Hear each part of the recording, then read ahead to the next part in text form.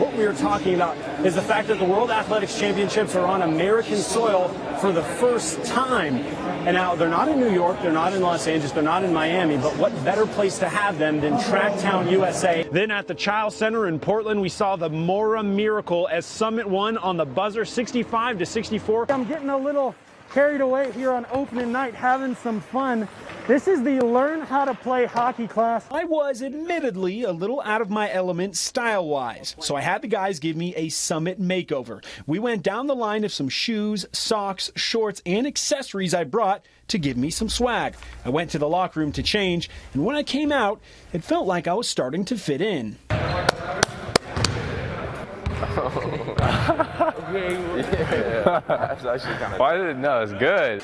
Possibly the best boys team in the state. Let's get 60 seconds on the clock and get going. The Summit Storm have been on fire going back to last season. The Storm have won 20 in a row. Their record this season going into Monday night's clash with the Lava Bears, 11-0. 4 of these teams ranked in the top 5. We've got Ridgeview, Redmond, Summit, and Crook County. Madras, the Tri-Valley champions, ranked 8 at the moment. If I'm an edge rusher for the Packers going up against your Vikings, are you worried? I am, man. I am more than 100 miles away from my beautiful studio in Central Oregon at NewsChannel 21, but that is not going to stop me from bringing you the best Central Oregon has to offer on the hardwood. But one of the team's charter members was not so sure.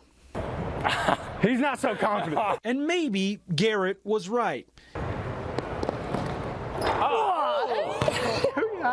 My first attempt may have not been the best, but my second attempt, well, I'll just let the tape tell the story. Uh-oh.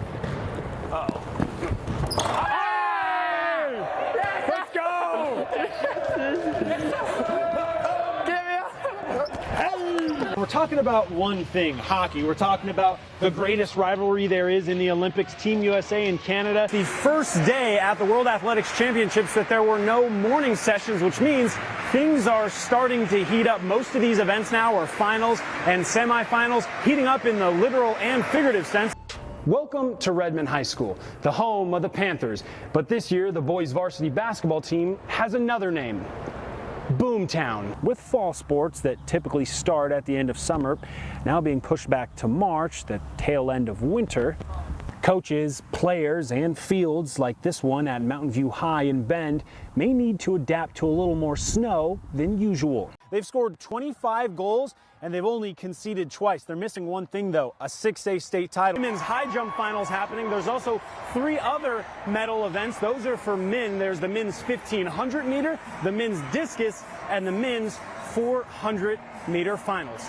To put things into perspective, for a normal golfer like Meg, the odds of making a hole-in-one are about 12,000 to 1. But to make 2 hole-in-ones in one round, the odds are an outrageous 67 million to 1. Well, Jack Elder took a different route, spending about 15 minutes on his sled before walking on to the World Championship stage in luge and eventually the 1972 Olympics. Pole vaulting is Jim Anderson's sport of choice. He spent 27 years at Sisters High School teaching kids how to fly through the air. Welcome to the Big Playback. I'm your host, Jordan Williams. Now a little bit of a top play alert. Truman Toiber going up and under. Starting things off with the freshman Aslan with a little pump fake and getting to the bucket. And then Gardner, again, a little bit of a au revoir to her defender as she skips by with the little Euro step. Dish it to her girl, Lexi Valentine, for an easy 2. If only Valentine's Day was as easy as that bucket. Am I right? Anyway, comes the Falcons back. If you think you're lonely now, wait until that bucket. Xavier Womack. That was a little Bobby Womack for all you young kids out there. Now it's time for Is It a Foul or Is It Not a Foul? Staten's Gavin Burning is met at the apex by Outlaws Richard Huffman. Huffman doesn't like it, coach doesn't like it, and check out the simultaneous shrug by picking things up with Ben point guard Cody Clausen going right at Colin Moore. And there's only one winner here, Moore with one of the best plays of the season. And then this time it's Truman Toiber with a little Harlem Globetrotter down to the floor, getting the and one. Don't know how he stays composed, because if that's me, I'm screaming and one. And then she had a convo with the ref. Something tells me she doesn't like what she heard. Check out the eye roll. Maybe it's the shoes he's got on. Little sneaker watch. The undefeated Nike collab on the Kobe 4 Pro Tro. I'm putting you all on game. Through a sea of young faces at the Sisters High School track, Jim Anderson is hard to miss. You got it. Jim is the school's 85-year-old pole vaulting coach. It's an adrenaline rush for me. He took the job in 1995, just after the Sisters Middle School was built and just before the high school was. 1, 2, 3, 4, jump. I liked it. Jim's now in his 27th year with the school, and his secret? It's the kids. It really is. The kids are fun, are tremendous fun for me. He's coached some of those kids to district and state championships, with some of them continuing to compete in college. Sisters junior Tane Martin could be the next pole vaulter to follow those footsteps. Coach Anderson, he is one of the best coaches I've ever had. This is what he loves, and he's still doing it. He's 85 now, and he's been coaching for 60 years, and it's really what he loves. Whether it's a high schooler like Tane reaching new heights, or a middle schooler that's just learning. You got it. I'd like to think that I'm as excited about the kid that can barely get off the ground who is progressing and learning as I am the champions. 61 years into coaching, and Jim still finds time to be amazed. Whoa. And to learn every day. I've got to move you back down. Move me back. That's my fault. It's on me. As for how long he'll be coaching for? A year at a time. Okay? Just take it each year. I'd love to be coaching at 90. I would love to be coaching at 90, but who knows?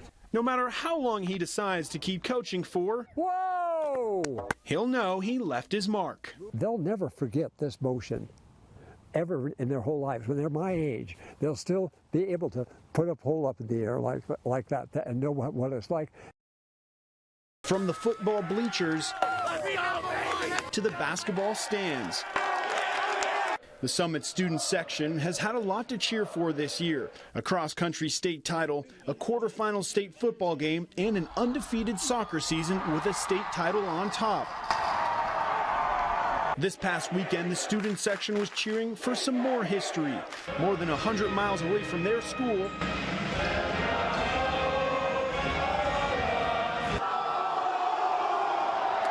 it sounded just like home. Our student section is insane. The student section is a big part of the game. The goal is to be as loud as possible. The boys basketball team was up against the best team in the state, the #1 ranked Tualatin Timberwolves. Despite a Tualatin lead throughout the game, the Summit students never stopped cheering. Here we go, Summit! Here we go! The Storm fell just short of the first ever perfect 6A boys basketball season, losing to Tualatin 49-66. While the trophy may be silver and not gold, They're a great team, and I love all of them. the love and support is among the best. I'm just happy that they made it this far. Jude, like Caden and Truman, like I love those dudes like to death.